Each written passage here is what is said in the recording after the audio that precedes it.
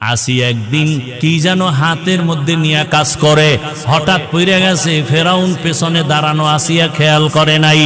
আসিয়া জিনিসটা উঠাইতে গিয়া বিসমিল্লাহ বলছে।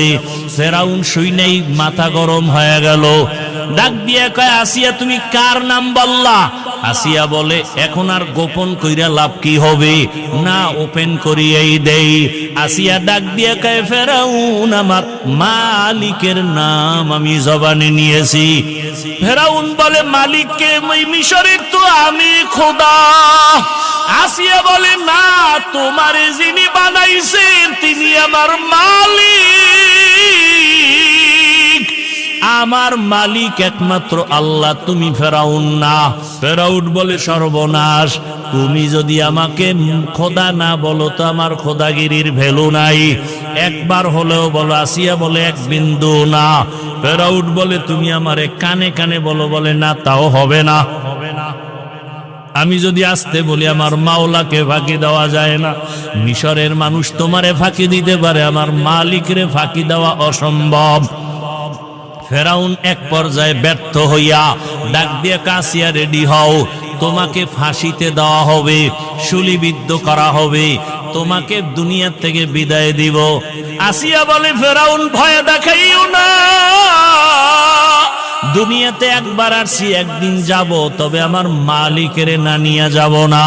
আমার অন্তরে যে মালিকের মহব্বত,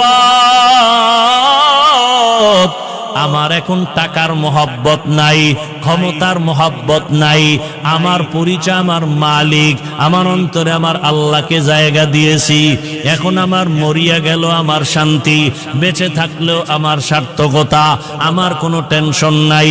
ফেরাউন এক পর্যায়ে ঘোষণা দিয়া দিল, আসিয়ার ফাঁসি হবে, শুলিবিদ্ধ করা হবে। হাজার হাজার মানুষ রেডি হয়ে গেল দেখার জন্য।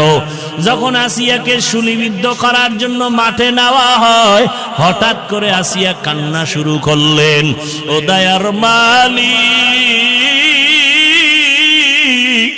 আমি ফেরাউনের কোনো ক্ষতি করি নাই, শুধু আমি তোমাকে আল্লাহ বলে স্বীকার করেছি,